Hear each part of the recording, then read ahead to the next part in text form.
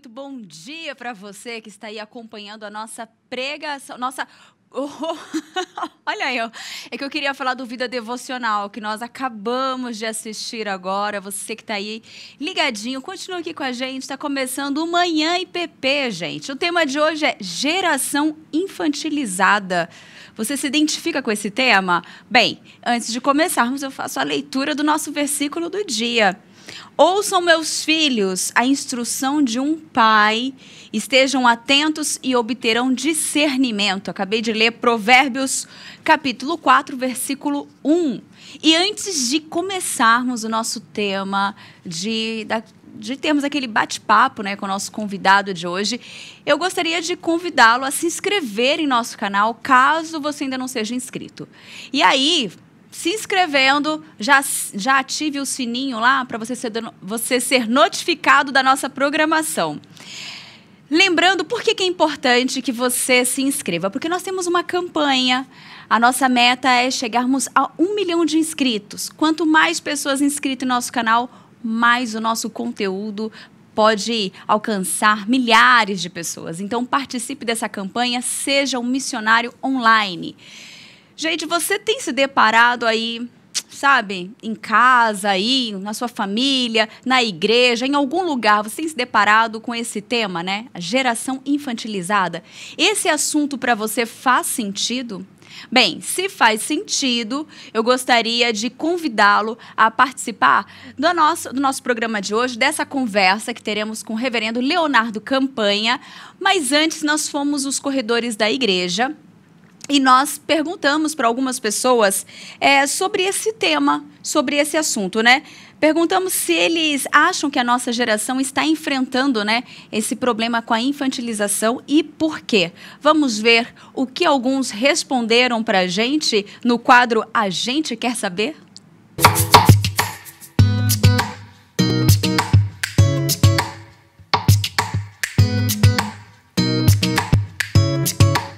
Eu acredito que sim, tem muitas pessoas que tendem a permanecer muito tempo na inocência quando já deveriam ter enfrentado a realidade do mundo, e acredito que isso se deve ao fato de que a realidade pode ser muito dura para muitas pessoas, né?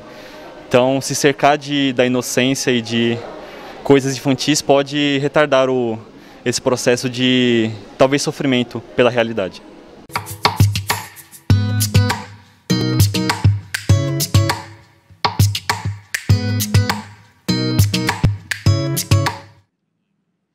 Esse é um tema importantíssimo e nós precisamos falar sobre isso. E para isso, nós vamos conversar hoje com o reverendo Leonardo Campanha, ele que é casado com a Daniela Davi e é pastor aqui da Igreja Presbiteriana de Pinheiros. Olá, pastor, bom dia. Bom dia, Tainá. Tudo bem contigo? Opa, foi a câmera aberta. Tudo bem, pastor, graças a Deus. Tá bom, está Tudo bem. Bem, e nós começamos, né, falando desse tema que hoje já é debatido em alguns lugares. Às vezes, se você faz uma busca nas redes, ali na internet, às vezes a gente não encontra muito conteúdo cristão a respeito desse tema. Mas nós encontramos vários psicólogos, né, analistas, falando a respeito dessa geração mais infantilizada, que às vezes eles entendem que possa ser um problema, pastor, lá na infância. E aí, por isso que a gente quer trazer esse tema hoje, conversar um pouquinho, para a gente entender um pouco mais sobre isso, né, com uma visão bíblica. Pastor, o senhor acha mesmo que nós enfrentamos esse problema com essa geração infantilizada? E se sim, pastor, por quê? Tá, para mim, definitivamente sim, né? Infelizmente, a gente enfrenta esse problema. E aqui eu vou trazer a minha perspectiva, né, uma perspectiva não exaustiva.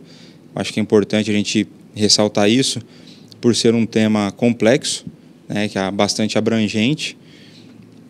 Eu vou buscar trazer uma perspectiva bíblica a respeito desse assunto. Então, sim, eu entendo que temos hoje uma geração infantilizada, aí creio que isso já acontece há algum tempo. Tá. Isso eu lembro de quando trabalhava num banco, eu já começava a ver nos novos funcionários esse tipo de postura, né? E aí eu comecei a pensar e aqui eu de fato não pesquisei nada, isso aqui é a minha percepção dessa realidade. Quais seriam então alguns motivos para que isso acontecesse, né?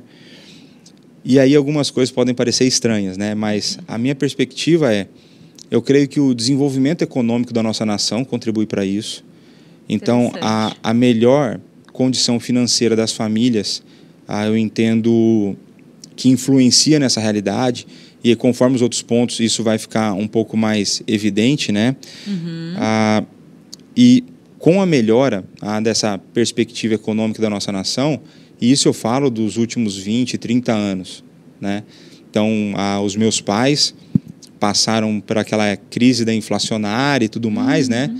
A gente, um pouco mais novo, pegou na infância, não vai lembrar disso, com os detalhes importantes, né? Mas hoje a gente vive, por mais que a gente esteja vivendo uma crise política, econômica e tudo mais, nós temos condições econômicas melhores do que os nossos antepassados, né? Isso é verdade. E isso vai trazer... eu lembro que quando era criança, meus pais sempre falavam que um dos objetivos deles era dar coisas para mim que eles não tinham tido condições de ter, né? Então, ter melhores oportunidades e coisa do tipo. E isso acaba mostrando, meus pais na época não eram cristãos, hoje, graças a Deus, eles são. E até eu cheguei a Cristo através deles, né? Mas uma coisa importante é que eu vejo hoje muitos pais mais preocupados com as condições financeiras que eles vão oferecer para os filhos do que em dar boas condições espirituais para os filhos. Exatamente. Então nós vemos pais preocupados em trabalhar demais e ensinar de menos. Então os pais querem dar uma boa escola, bons presentes, aqui de partida, num primeiro momento não existe nada de ilegítimo nisso, mas que quando a gente vai para a prática, a maneira como tem sido feita, isso acaba trazendo consequências terríveis, né? Então nós começamos a ver também os pais terceirizando toda a parte de cuidado, de ensino dos filhos para as escolas, né? Então aqui eu falo tanto da questão moral, tanto a questão de caráter, quanto a questão de escolhas religiosas, né? Então, quando a gente olha para isso, os pais entendem que quando eles pagam a escola então é responsável por cuidar da integralidade do filho, né? E o problema é que isso não está na Escritura. A Escritura diz o contrário. A Escritura diz que essa responsabilidade recai sobre os pais. E aí, hoje, nós vemos pais mais preocupados que os filhos sejam bons profissionais do que bons crentes. Então, os pais prezam muito pelo desempenho acadêmico, existe uma cobrança sobre isso, muitas vezes, e mais uma vez, não que isso necessariamente seja errado, mas a primeira coisa que os pais buscam na escola é em qual lugar ela classifica no Enem. Passa na USP, passa não sei na onde, e antes, e não se importam em nada se aquela escola transmite valores que são mais alinhados às Sagradas Escrituras, ou se é uma escola fundamentada em princípios cristãos, sendo que a gente consegue enxergar isso na realidade se os pais se preocuparem em ensinar seus filhos a crescerem na graça, né, a crescerem diante de Deus, consequentemente, eles se tornarão bons profissionais.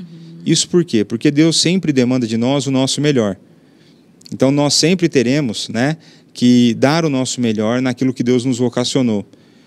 E se eu tenho uma educação pautada através de uma perspectiva bíblica e não de uma perspectiva financeira, fica mais fácil da criança e depois adolescente e jovem encontrar a sua real vocação, aquilo que Deus a vocacionou.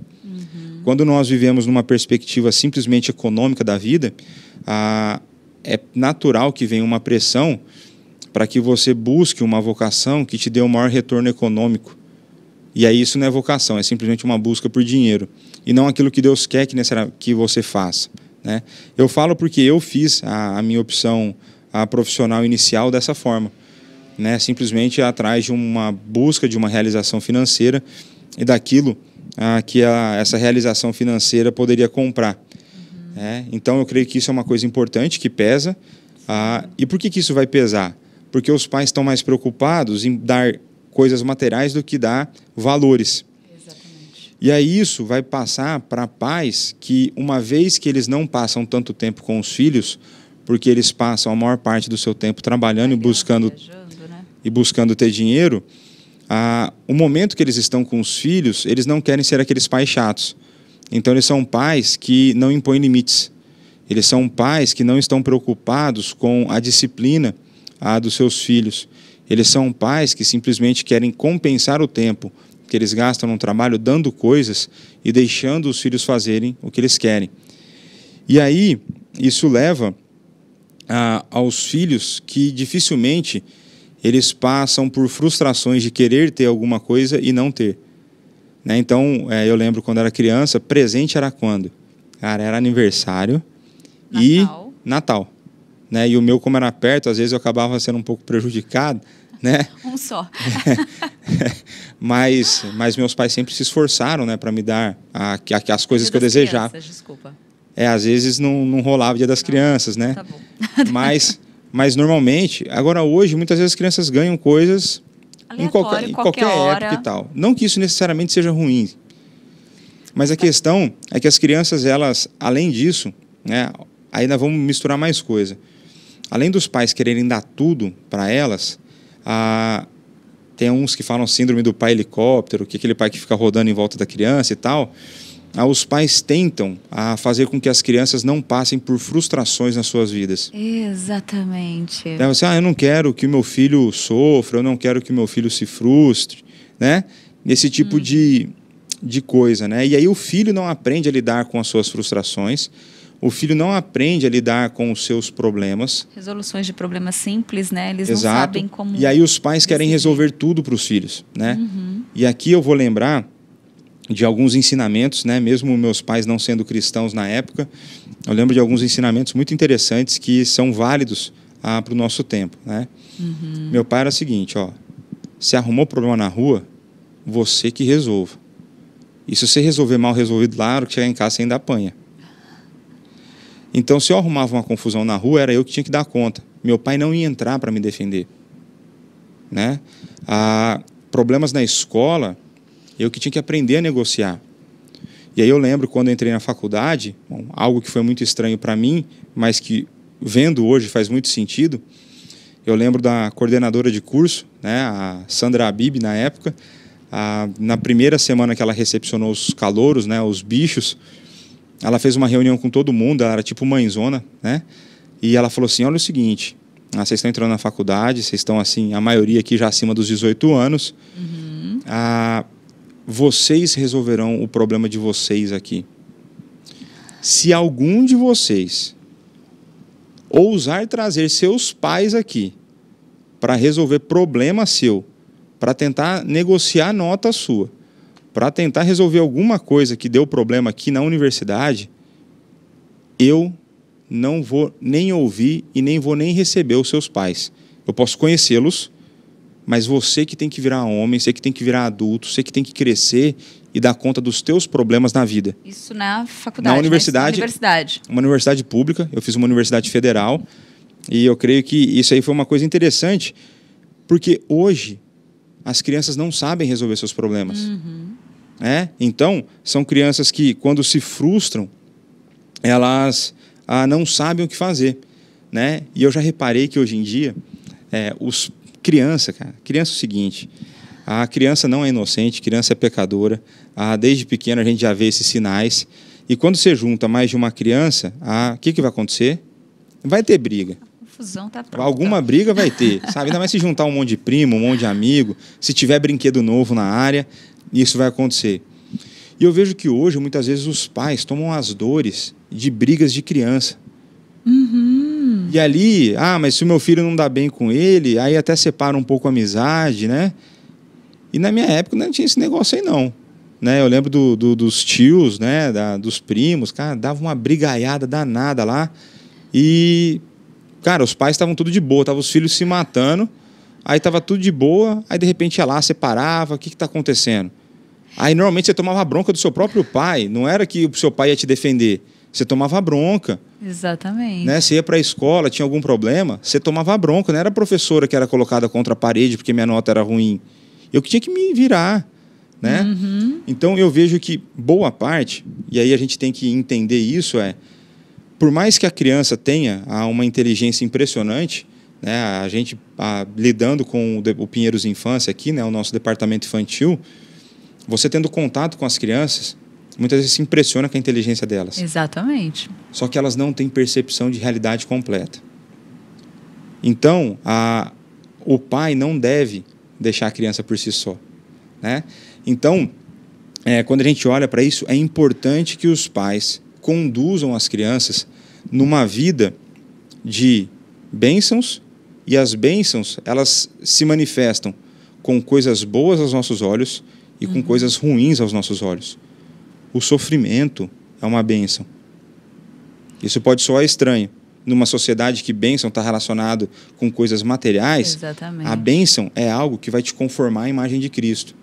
Então, o sofrimento, as frustrações fazem parte da vida. É quando criança, que as crianças vão ter que aprender a lidar com as suas frustrações, para quando ela chegar na fase adulta, ela não ser uma pessoa infantilizada, uma pessoa que não sabe lidar com os problemas da realidade. Né?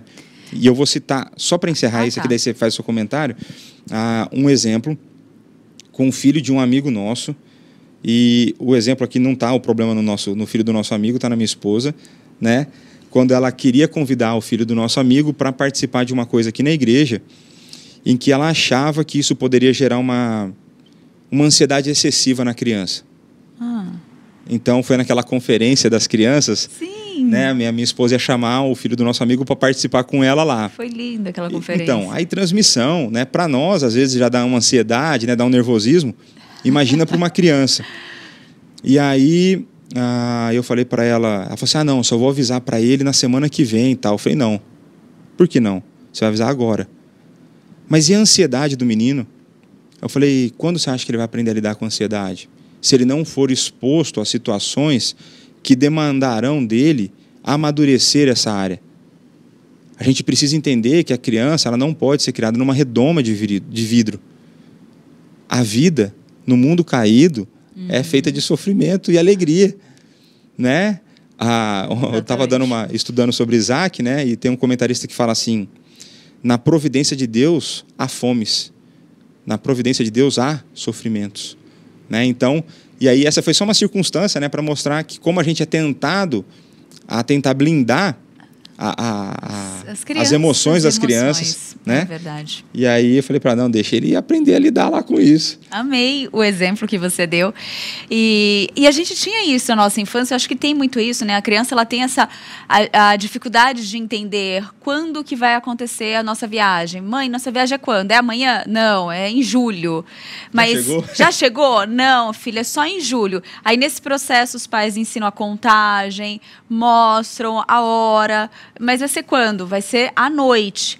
A criança já quer dormir, já quer acordar, já quer dormir de novo para ver se já chega. Ou ela não consegue dormir. Ou ela não consegue dormir. E os pais ficam, ai, gente, coitado do meu filho. Mas eu acho que isso prepara tão realmente bem para a fase adulta. E antes da gente ir para a nossa próxima pergunta, pastor, resumindo assim, então a gente entende que essa geração infantilizada, a sua raiz está lá na infância, quando os pais, às vezes... a raiz está na ausência dos pais. Então, lá na infância, no início, né? No preparo, isso, né? Até por isso eu vou recomendar a você que está nos assistindo que vejam a pregação do pastor Hernandes de ontem no culto das 19 horas, tá? Se você entrar lá, acompanhe lá essa pregação e eu falo muito sobre essa realidade, né? A importância da presença dos pais, né? No ensino, na educação dos filhos, principalmente na educação cristã religiosa, né? Muito bom.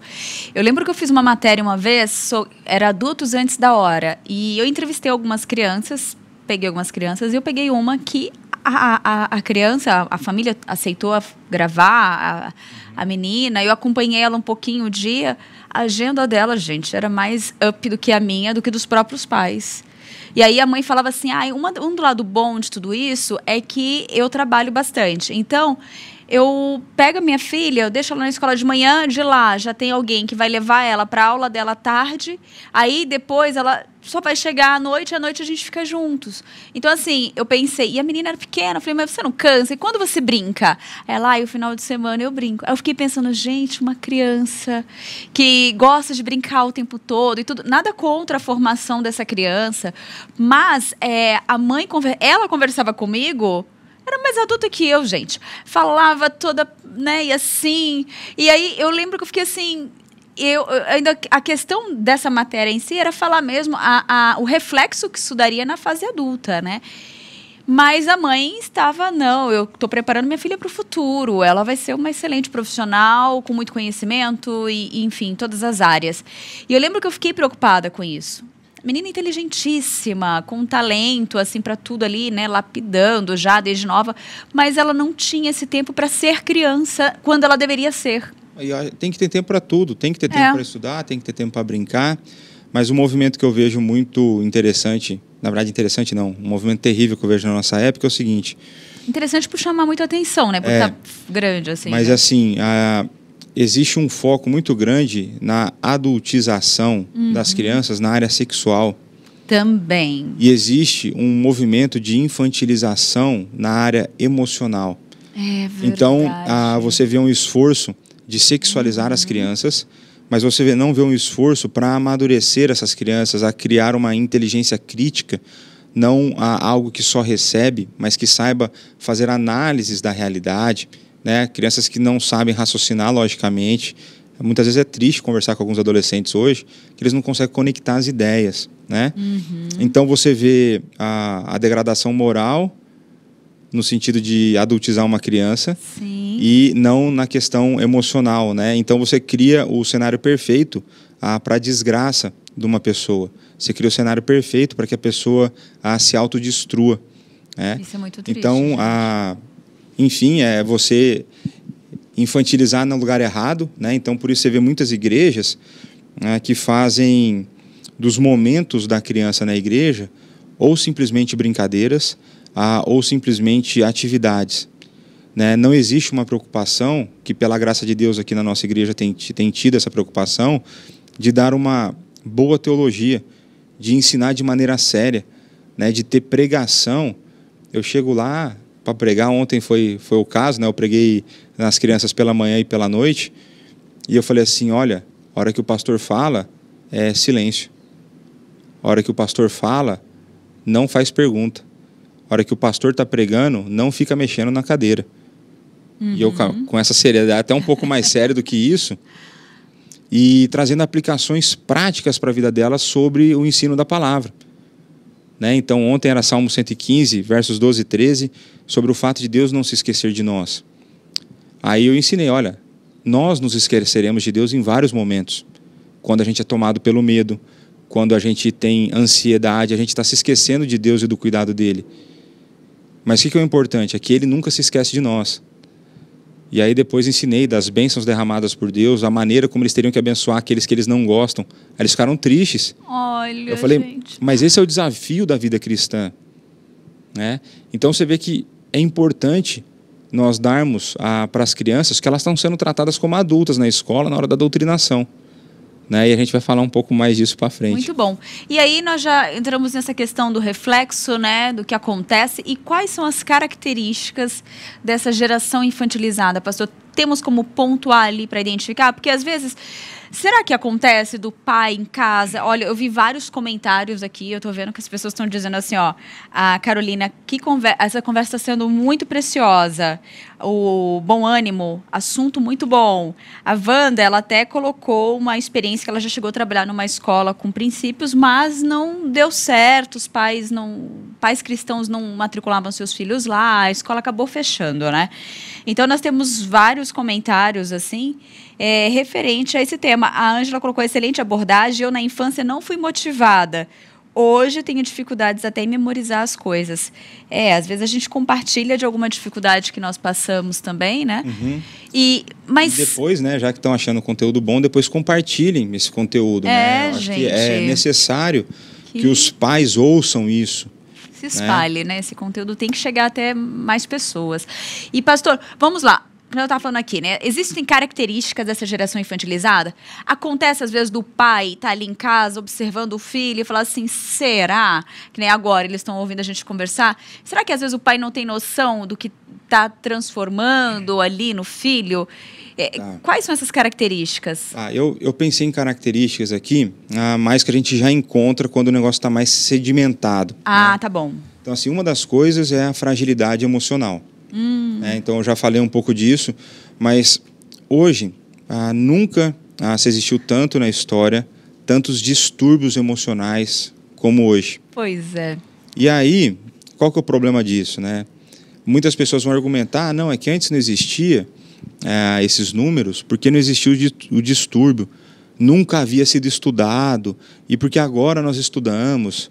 Eu discordo, né? Eu discordo disso. Hoje existem muito mais pessoas classificadas como depressivas, não porque a depressão não existia, não porque essa tristeza profunda não existia, porque não existia a quantidade de pessoas que não sabiam lidar com frustração. Porque de onde vem essa tristeza tão grande, tão profunda? E que tem atingido, alcançado tantas pessoas. A gente pode discutir aí se existe comprovação científica de mau funcionamento do cérebro, isso é uma coisa para outro momento, mas estudos nos Estados Unidos apontam que de cada 10 pessoas diagnosticadas com depressão lá, 9 não são problemas reais. Olha são só. Mais formas como lidam com as frustrações diárias, né? Desde a coisa mais simples ali. Desde a coisa mais simples. Hoje em dia é possível que uma pessoa fique emocionalmente abalada por um atraso, por não ter alguma coisa que ela queira comprar, por alguém que foi mais bem sucedida do que ela, né? Coisa simples, exatamente. Né? Como tomar uma bronca no trabalho. Eu já tomei algumas tempos passados, né? E hoje as pessoas não sabem lidar com isso. Tanto é que você tem que medir tanto as palavras, muitas vezes, para falar com as pessoas hoje, que uma bronca vira quase um elogio. Né? Você tem que tomar tanto cuidado, parece que você está elogiando a pessoa e falar não. Né? Então você já não pode mais usar algumas palavras, você não, né? Porque isso sofre uma pressão e você pode ser denunciado. Assédio moral? Assédio moral, você pode moral, né? Sofrer denúncias por assédio moral. E não estou falando que não exista o assédio moral. Claro, eu sei que existe. Gente, eu lembro que na época que eu trabalhei no banco, existia lá casos pesados. Já tive experiência. Por exemplo, para um caso que eu vi de assédio moral, a mulher teve um aborto espontâneo na agência. E a pessoa, o gerente dela não deixou ela ir para assistência médica para tomar conta, só depois do expediente. Isso é um caso real. Tá? O que não é um caso real? É falar assim, olha, você não entendeu nada do que eu te falei, você fez tudo errado. Isso não é. Né? Mas então, assim, a fragilidade emocional que tem a origem e que hoje a gente vai encontrando, isso é uma coisa muito interessante. Estava conversando com um amigo meu esses dias, um irmão, e ele pedindo aconselhamento sobre um pecado que ele tem. E aí chegou uma hora que ele falou, não, eu pecava, eu estou lutando contra isso, e ele pôs o nome pecado. Ok. Passou um tempo, ele falou assim, então, mas por que esse meu problema? Eu falei, fulano, não amenize a realidade, é um pecado. O problema é outra coisa. Porque quando a gente começa a dar nome bonito para coisa feia, começa a se tornar aceitável. Não trata, não corrige, não quer mudar, né? Começa a ficar aceitável. Então a gente começou a dar muito nome bonito, a gente começou a criar distúrbio para tudo quanto é problema moral, para tudo quanto é problema de não saber lidar com emoções, para tudo quanto é problema que enfrenta na realidade hoje, você cria um nome bonito, que a gente chama isso na língua portuguesa de eufemismo, né? Você dá um nome bonito para algo feio, né? Então a pessoa não morreu, ela está descansando, dormiu, né? Passou dessa para melhor, dependendo, passou dessa para pior. Né? Então, a gente precisa entender esses aspectos. Né? Então, a questão da fragilidade emocional. E uma outra característica muito fácil da gente identificar, e essa ponta, inclusive na infância, é possível você começar a analisar isso, é o não assumir responsabilidades. Né? E aí você pode pegar não assumir responsabilidades na vida e não assumir responsabilidade pelos seus erros. Né? Então, a terceirização de erros, né? A criança fala assim, não fui eu, foi fulano. Tipo Adão e Eva fizeram lá no começo, tomaram a bronca de Deus lá, de não assumir responsabilidade. E hoje, quando a gente vê essa geração adulta, né, se a gente pode dar esse nome, né, pessoas que não saem de casa, na casa dos pais, né, eu coloquei aqui na minha anotação, né, aquelas que só jogam videogame, né, e quando eu falo jogar videogame, né, primeiro que não é uma coisa necessariamente ruim, isso vai depender da maneira como você lida com isso, mas a pessoa que só vive em busca de lazer, de entretenimento. Então, o cara que mora na casa dos pais e fica só maratonando Netflix, né, não vai resolver problemas da vida, e a desculpa que ele dá, porque ele está economizando dinheiro para comprar apartamento, né? E sempre existe uma desculpa para não ter que sair de casa e ter que começar a lavar a roupa, ter que começar a arrumar comida, ter que começar a pagar as contas. Gente, vida, né, de adulto é assim. Vou falar uma coisa para você, tá? Caráter vale muito mais do que dinheiro. Tá? Você ser uma pessoa adulta, responsável, que sabe lidar com emoções, é algo em extinção. Se você é um jovem solteiro, se você tiver isso, você será disputado no mercado, viu? sendo bem sincero, porque hoje você tem pessoas muito fracas, homens muito fracos, né? Mulheres muito fortes, e isso, eu vou falar um negócio que pode soar estranho, e eu concordo com a análise de alguns autores que eu li sobre outros assuntos que apontam para isso, que nós sofremos com a feminilização da nossa sociedade. Não é ruim, pode falar. Não, é que amanhã, aqui no Sempre Juntos, nós vamos falar sobre a geração do empoderamento. Então, nós vamos abordar bem essa questão da nossa aqui, viu, mulheres? Tá, não existe problema, homens, né? Não existe problema da mulher trabalhar. Só que se nós somos crentes e se nós cremos que a Bíblia é a palavra de Deus, a palavra de Deus define que o homem é o líder. Naturalmente é ele o líder. Né? Naturalmente é o homem que toma decisões dentro do casamento. Não que ele não tenha que ouvir a esposa, tem que ouvir. Mas o ponto é que ele tem que saber assumir as buchas. Ele tem que estar pronto para aguentar o tranco. Ele tem que estar pronto para se sacrificar pela esposa. Ele tem que estar pronto para dar suporte emocional para a esposa. E não o contrário, o cara ficar chorando lá e toda hora a mulher consolando. Né? Então, não que não existam momentos para isso. Tipo, existem momentos, mas a questão é que essa não tem que ser a regra. Exatamente. Né? Então, um dos autores que eu li sobre criação de filhos, né, ele fala que a feminilização na educação, então, somente professoras, de maneira geral, professoras, faz com que as mulheres não valorizem características masculinas que são essenciais para o homem. Ele vai falar assim, por exemplo, que a gentileza masculina é diferente da gentileza feminina. Então, a menina, quando vê uma amiga sofrendo, vai chorar com ela, vai falar que vai orar por ela e tudo mais. Tá certo?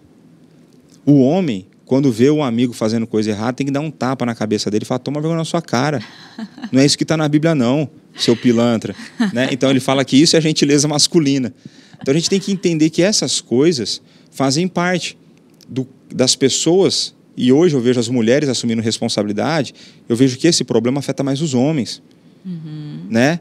Então, essa questão de não assumir responsabilidade, de não sair de casa, de não dar a cara a tapa, né? Eu acabei casando muito cedo, com a graça de Deus, casei com 22 anos, e tinha hora que a minha esposa falava assim, e aí, você tem que amadurecer, agora é contigo esse negócio. Eu chegava no trabalho, eu não podia falar assim, estou triste, meu chefe me deu bronca, eu tinha que levar dinheiro para casa. Aí eu engolia lá, a gente fala engolir o sapo, né? Você engolia os problemas e ia para cima. Porque você tem que pagar a conta, você tem que cuidar da tua esposa, você quer ter filho, você quer você quer comprar suas coisas, seu apartamento, não sei o quê. Então, você tem que engolir coisa e enfrentar a realidade. Né? E a gente vive, então, aquilo que eu já falei do sentimentalismo tóxico, né? Essa geração que vive muito mais guiada pelas emoções que pela razão, né? E só para contrastar essa ideia da falta de assumir a responsabilidade, de pegar e engolir suas emoções, saber lidar com elas, eu quero dar exemplo de 2 jovens da Bíblia. Ai, que ótimo. 2 jovens, para mostrar aqui que na Bíblia os homens que são tidos como referência, né, não é à toa, né, que Deus trabalhou na vida deles e é óbvio que isso foi dado por Deus a eles. Né? Mas o primeiro deles e mais chocante é o exemplo de Daniel, que quando ele é tomado no cativeiro, né, então, primeira coisa, com certeza sua família tinha sido destruída, né, ele estava sendo transferido do seu país, ele estava sendo levado cativo, ele foi colocado no maior programa de trainees da época, né? Ele foi selecionado para um programa de trainee de Nabucodonosor, não era qualquer coisa. E Daniel tinha aproximadamente 16 anos quando isso aconteceu. E dentro do programa de trainee que Daniel foi escolhido, tinha algumas coisas que Daniel não concordava. E alguma das coisas que Daniel não concordava é porque isso ia contra a sua religião. Isso ia contra a sua relação com Deus. E na época, Daniel, então, se levanta de maneira sábia. Primeira coisa, um menino de 16 anos, sábio. Isso já não é comum. Hoje você não tem nem, às vezes nem inteligente, né? Imagina sábio. Então você pega lá um menino sábio se opondo a uma ordem direta de Nabucodonosor, porque era do processo de trainee dele. Né? E aí hoje era como se a gente enfrentasse o principal líder político do mundo. Então um menino de 16 anos, por conta daquilo que Deus mandava ele fazer, da relação dele com Deus. Olha como ele conhecia, ele né? se levanta, primeiro, ele tinha conhecimento bíblico, e ele tinha vida com Deus, porque ele se levanta e fala assim, me importa mais isso. Olha só, me importa mais isso. 16 anos.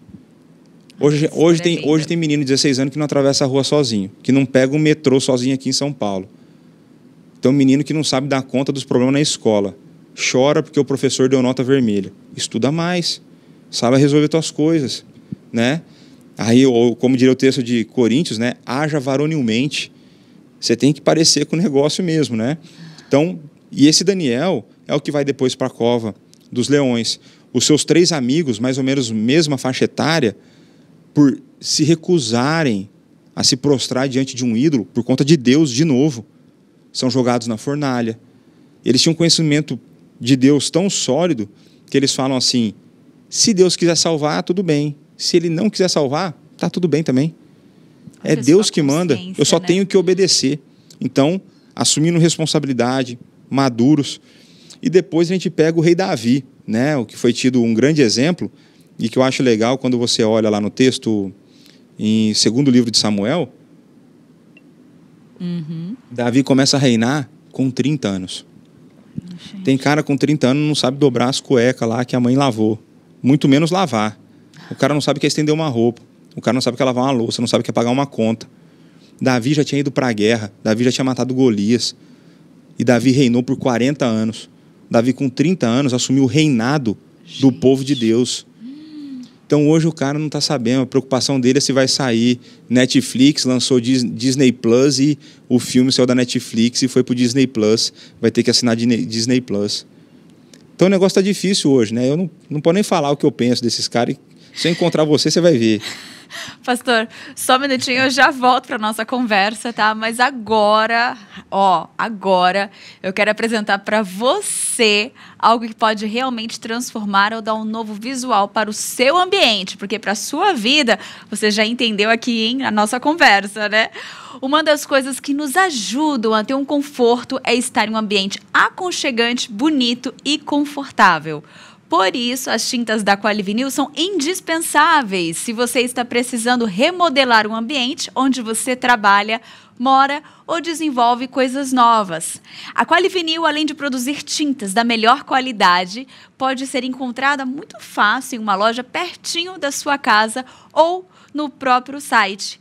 Inspire-se, transforme, decore, use Qualivinil. E, pastor, voltamos aqui. E eu já começo com uma perguntinha, né? Quais são as implicações negativas, né, deste comportamento? Implicações negativas desse comportamento. Olha, eu creio que já com as respostas anteriores, a gente já um pouco resume isso, né? Então você vai ter homens, e aqui mais uma vez, não que não existam mulheres, né? Mas você ter pessoas, então, que não estão prontas a assumir responsabilidade de ter uma família. Né? Família é a unidade básica, né, daquilo que Deus mandou fazer. Né? Então as pessoas não se veem muitas em condições de ter filhos, enfim. Você começa a ter uma sociedade desestruturada.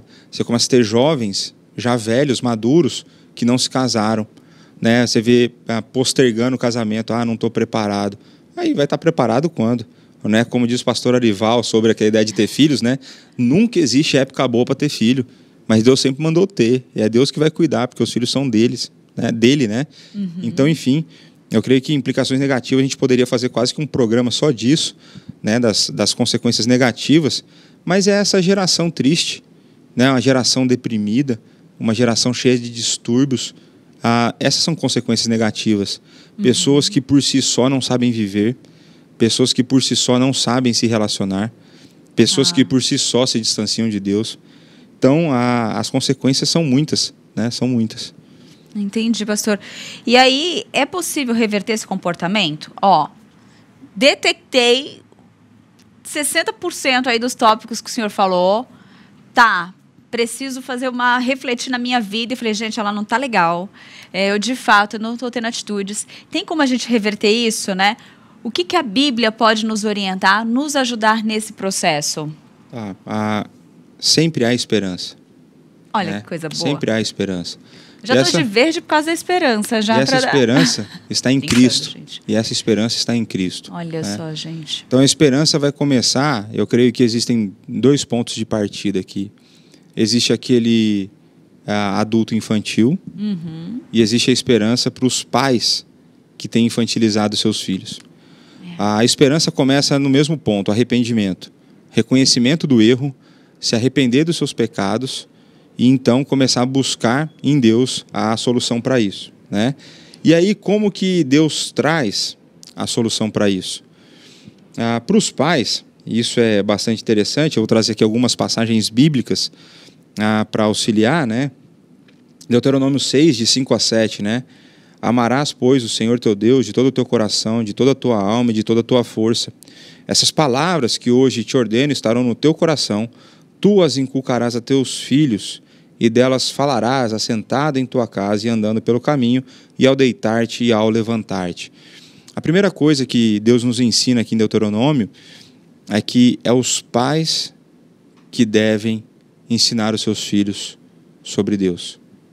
É os pais, então, e aqui, se a gente tem uma perspectiva bíblica da vida, a gente está falando aqui de ensinar sobre Deus e sobre aquilo que agrada a Deus. E sobre aquilo que agrada a Deus é a maneira como eu enxergo a realidade, a maneira como eu me comporto, a maneira como eu guio, como eu tomo minhas decisões. E aqui uma coisa muito importante, que Deus deixa claro, que os pais devem inculcar nas crianças. Então isso demonstra esforço, repetição. Mas ele fala que o pai só pode inculcar aquilo que está no seu coração.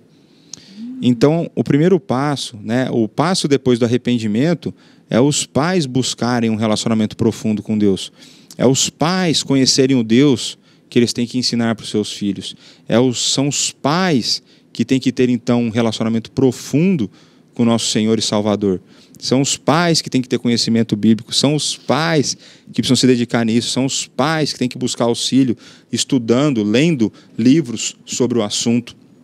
São os pais que vão ter que conduzir e dar sua vida, seu esforço nessa obra, né, nessa labuta. E às vezes vai ter que dormir menos, mas vai ter que ler mais, vai ter que se dedicar mais. Talvez tenha que trabalhar menos e se preocupar em dar menos coisas materiais e dar mais coisas espirituais. Se preocupar se o filho vai conseguir viajar para a Disney e preocupar se o filho está no caminho certo para ir para a eternidade com Deus. Né? Muita gente se preocupa assim, foi para a Europa, foi para a Disney, foi para não sei o quê. Tudo bem, mas ele está indo para o inferno. E aí, qual que é a tua preocupação com isso? Né? Então, pais, se arrependam, peçam perdão a Deus, né? Porque olha só, o que o livro de Provérbios vai falar sobre uma outra coisa, né? Hoje em dia, né, a questão da psicologia, não sei se a gente vai entrar nesse mérito depois ou não, mas a psicologia tem falado muitas coisas aí que são contrárias às escrituras, né?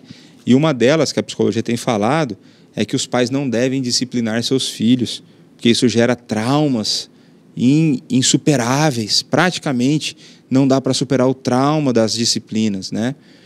E aí, meus irmãos, entre o que a psicologia diz e o que a Bíblia diz, eu fico com a Bíblia. Entre a minha lógica e a lógica de Deus, eu fico com a lógica de Deus. E a minha lógica já é diferente da psicologia. Então, é certeza que eu fecho com a palavra de Deus. E aí, olha o que a palavra de Deus nos ensina, Provérbio 22, 15. A estultícia está ligada ao coração da criança, mas a vara da disciplina a afastará dela. Então, a disciplina feita pelos pais de maneira bíblica, né, não na ira, não com visão de espancamento, não é nada disso que nós estamos defendendo. A questão é que a Bíblia mostra que os pais que cuidam e disciplinam, põem limites nos seus filhos, afastam seus filhos da estultícia. Provérbios 23, 13 e 14. Não retires da criança a disciplina, pois se a fustigares com a vara, não morrerá. Tu a fustigarás com a vara e a livrarás a sua alma do inferno. Então, mostrando que a disciplina ela tem um papel importante no processo de salvação da criança, não pelo mérito, mas naquilo de ensinando os limites e as coisas que devem ser feitas. Provérbios 29, 15. A vara e a disciplina dão sabedoria, mas a criança entregue a si mesma vem a envergonhar a sua mãe. Então, quando a gente olha pais que não disciplinam, que não cuidam dos seus filhos, que não põem de castigo, e aí a gente tem vários métodos para isso, você vê que a criança, sendo deixada fazer o que ela quer, isso traz vergonha para os seus pais. Essa criança envergonhará a sua família. E não só quando ela for criança. Quando ela for adolescente, quando ela for jovem, quando ela for adulta, ela envergonhará a sua família, os seus pais e, com certeza, o nome de Deus, né? Então, os pais precisam aprender como educar os seus filhos. E, meus irmãos, tem muitos livros hoje, né? Eu já indiquei aqui semana passada, Família Guiada pela Fé, Futuros Homens, né? Depois a gente vai fazer mais indicações do dia aí, mas, assim, são livros, né? O que ele precisa ser para casar com a minha filha, enfim, a gente pode falar aqui de vários livros que vão te auxiliar a educar seu filho, tá certo? Então isso para os pais e mães, né? Vocês precisam se dedicar nisso. Isso é uma tarefa impressionante, maravilhosa que Deus deu para vocês, né? É uma tarefa que eu queria ter e Deus não me deu ainda. Mas se Deus está te dando, faça isso com o seu melhor, dê o seu melhor. Aprenda na Bíblia o que você tem que fazer e cuide dela para que ela honre o nome de Deus, né? E se você é jovem, se você é um adulto infantilizado, a primeira coisa que você precisa fazer é reconhecer seu erro. A primeira coisa que você precisa fazer é se colocar diante de Deus arrependido, pedindo perdão a Deus pelas suas falhas e pedindo a Ele forças para que você possa mudar de postura, pedindo a Ele que o Santo Espírito que habita em você esteja trabalhando no seu coração para que você seja um adulto, para que você aprenda a lidar com as suas emoções, para que você aprenda a assumir responsabilidades, né? Hoje também, muita literatura sobre o assunto, né? O homem bíblico, o próprio Futuros Homens, que é para ensinar filhos, pode servir de muita lição para você, né? Livros que têm sido escritos aí absurdamente, por quê? Sobre masculinidade, por exemplo. Porque hoje os homens não sabem ser homens. Né? Então, busque isso. Em Cristo há esperança. O Espírito tem poder. Se Ele tirou um coração de pedra e pôs um de carne, humanamente falando, é muito mais fácil Ele mudar o que falta. Tá certo? Então, há esperança para você, sim. Muito bom. Pastor, quero fazer uns comentários aqui. Eu gostei desse da Wanda. Ela escreveu bem assim, ó. É verdade, reverendo Leonardo, o senhor hoje está demais. As pessoas não sabem lidar com as frustrações hoje. É muito egoísmo, ou acima de tudo, principalmente, né, acima de Deus. O Vem Comigo colocou, a maioria das doenças são emocionais, não existem, são frutos das frustrações diárias. A Josiane está ali de Roma, mandando um abraço e falou, pastor Leonardo, é uma bênção. Pastor Leonardo, é uma bênção. Tenho 2 gêmeas de 12 anos, trabalho redobrado tanto para dar presente para elas, né? Tirei um dia de semana para curti-las, trabalho muito também. E aí ela colocou, a Ângela, fui vivendo situações ao longo da minha vida que eu não soube lidar.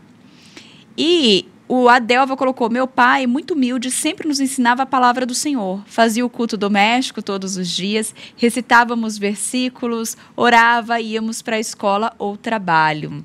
E a Elizabeth, bom dia, concordo plenamente, pastor. Isso é um problema que reflete dentro da igreja. A geração que não quer ser confrontada, exortada e admoestada. Não, e aí assim, ó, pegando da Adelva, né, sobre, esse é um exemplo excelente, Porque hoje os pais assim, mas eu não tenho preparo teológico, eu não sei o quê. Eu falo, mas não precisa ter. Aí o autor do Família Guiada pela Fé, ele fala assim, você precisa saber uma coisa a mais que o teu filho. Aí você ensina essa coisa e vai aprender outra. Você só precisa saber um pouco a mais do que ele, né? Então essa ideia de que... E uma outra coisa importante é, se Deus estabeleceu esse modelo, ele vai capacitar os pais e ele vai abençoar esse processo, né? Então a gente faz o natural e Deus faz o sobrenatural. A maneira como as crianças vão crescer com isso aí, né? E sobre essa geração que a outra pessoa compartilhou, de que não quer ser admoestada e tudo mais, né? Você vê isso claramente quando você faz uma pregação um pouco mais dura, uma pregação um pouco mais confrontativa, que muitos reagem de maneira negativa, né? Mas, ao mesmo tempo, você vai ver também que essas pessoas não querem assumir liderança dentro da igreja, não querem assumir responsabilidade. E aí você vai vendo que o pastor Hernandes pregou ontem, né? Com 3 gerações é possível que uma igreja deixe de existir, né? Então, tudo isso vai dentro do pacote aí. Passa, né? Muito rápido, né? Vai rapidinho. Porque as gerações agora estão com tempos menores, né? A gente estava conversando com o reverendo Arival. Gente, perdão. E logo no começo do mês, né? Nós abrimos o mês falando sobre isso. E ele falou sobre o problema das gerações. E a gente falou justamente sobre isso. Então fica essa dica para você depois buscar esse programa lá no dia... Comecinho do mês. Foi acho que o primeiro programa da semana passada, né? Foi, na segunda, então... Dia 3 de maio. Olha como ele é bom de memória. Eu tô aqui ainda buscando, Porque fazendo hoje é cálculos. 10, eu só tirei uma semana. Não, eu tô tentando fazer vários cálculos. Meu marido tá assistindo, ele já até sabe, ó. Ele deu oi aqui, ó.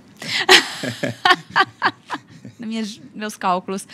Pastor, vários comentários, muitas pessoas identificam isso, muitos comentários. A Wanda até comentou por questões agora, né, que nós estamos vivendo, as aulas remotas, né? Que agora, antes ainda a disciplina de ir para a escola, aquela coisa da socialização, agora as crianças dentro de casa.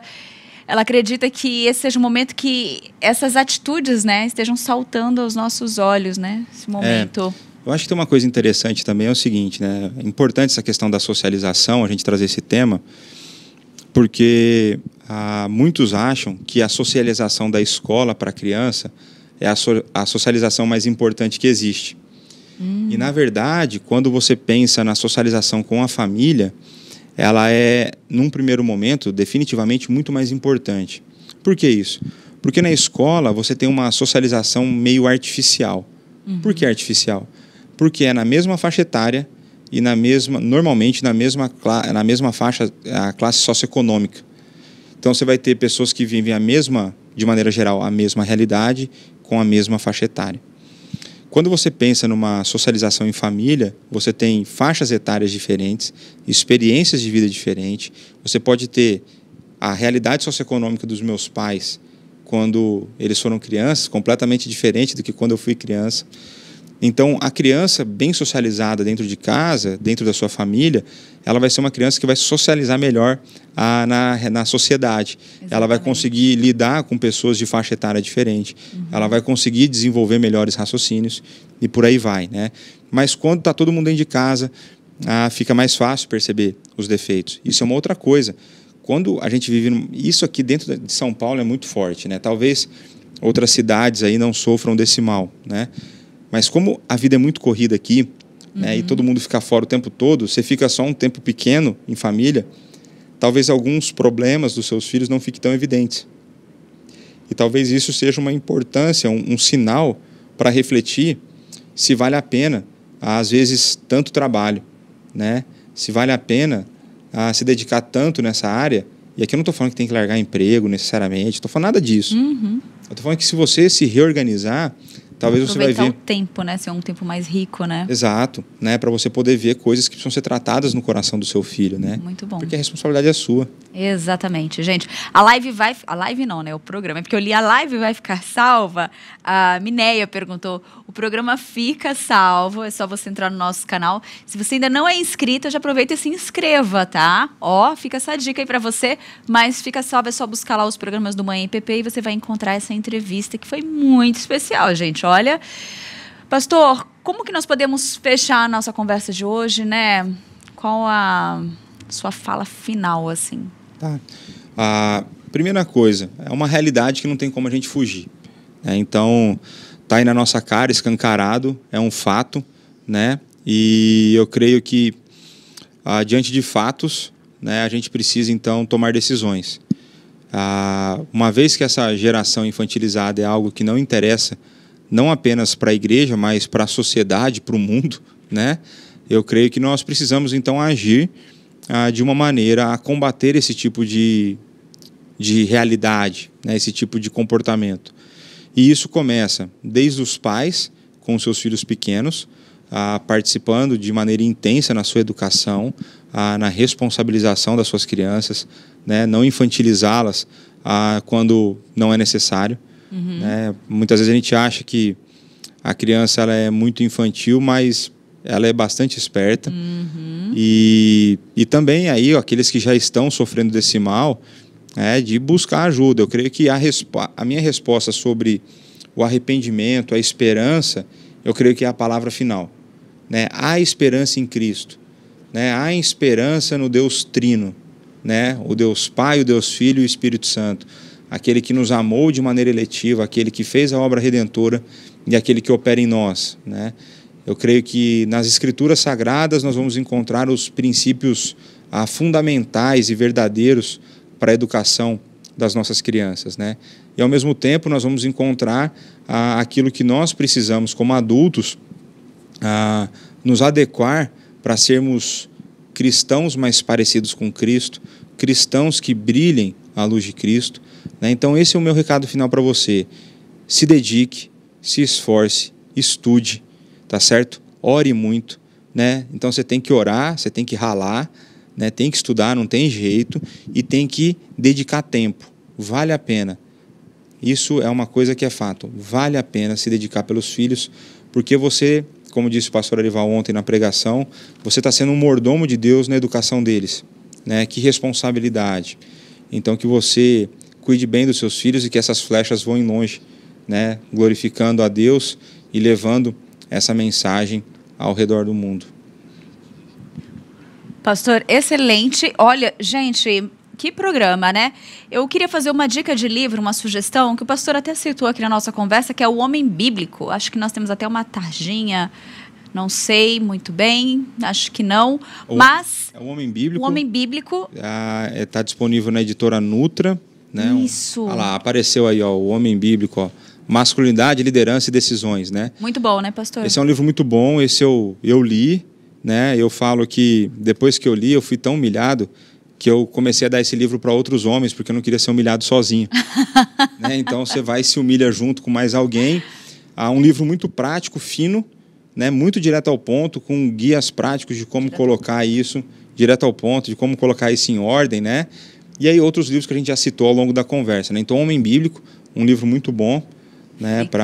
Fica a dica. Fica essa dica. E tem um outro também que é Educando Filhas Segundo o Coração de Deus, da Elizabeth George. Será que nós temos aí? Não?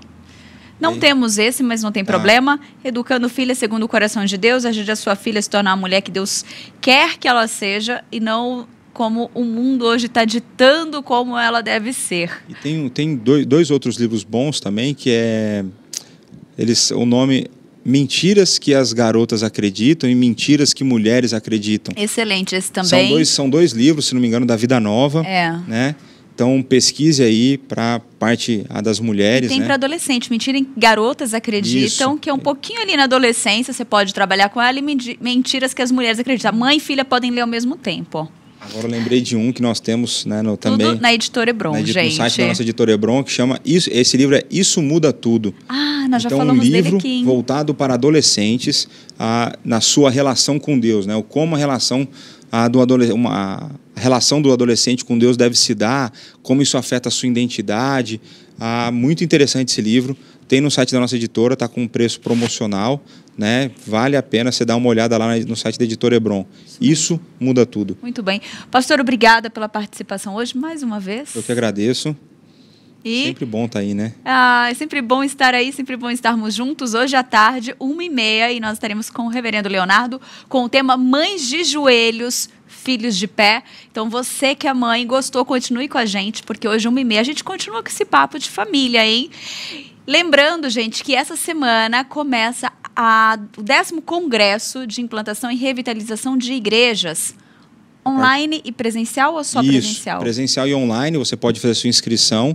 Online está pela metade do valor, se não me engano. Esse valor, só para lembrar, não é nada que a igreja está querendo levantar lucro, é mais para bancar os custos. Exatamente. Né? A gente traz palestrantes de fora, né? Pessoas que têm trabalhado no campo missionário. E vale a pena, então, você se inscrever aí. Se você puder estar conosco, temos vagas ainda presencialmente. Se não, será transmitido de maneira online numa plataforma específica, né? Muito bom, obrigada, pastor. Obrigada a você que também está aí em casa nos assistindo. Opa, tô aqui. Obrigada a você que está em casa nos assistindo. Obrigada pela participação, por todos os comentários e mensagens encaminhadas para nós. É muito importante a sua participação. Quero mandar um parabéns para o nosso presbítero Milton Flávio, que está fazendo aniversário hoje. Que Deus abençoe muito a sua vida, gente. Fiquem todos com Deus. Até amanhã, se Deus quiser. Tchau!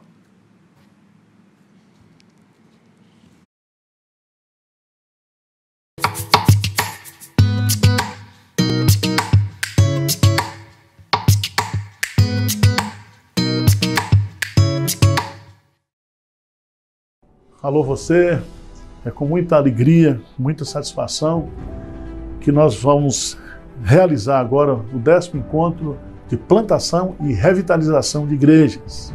Será nos dias 13 a 15 de maio aqui na Igreja Presbiteriana de Pinheiros. E eu gostaria que você entrasse lá no site, né, fizesse a sua inscrição presencial, né?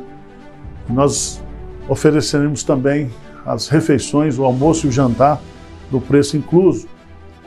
E nós, para aqueles que não puderem vir, né, nós estaremos disponibilizando também esse congresso online pela metade do preço do presencial, tá bom? Teremos aqui o pastor Hernandes Dias Lopes, o reverendo Roberto Brasileiro, eu estarei dando uma palestra. Teremos 2 pastores brasileiros que trabalham nos Estados Unidos, o reverendo Felipe de Assis e também o reverendo Leandro, que todos trabalham com a City to City lá nos Estados Unidos, plantando e revitalizando igrejas. Então, entra aí no nosso site, conheça a programação, faça a sua inscrição. Serão 2 dias intensos de meditação, oração, encorajamento para você que é obreiro, você que é evangelista, você que é missionário. Um grande abraço. Deus abençoe sua vida.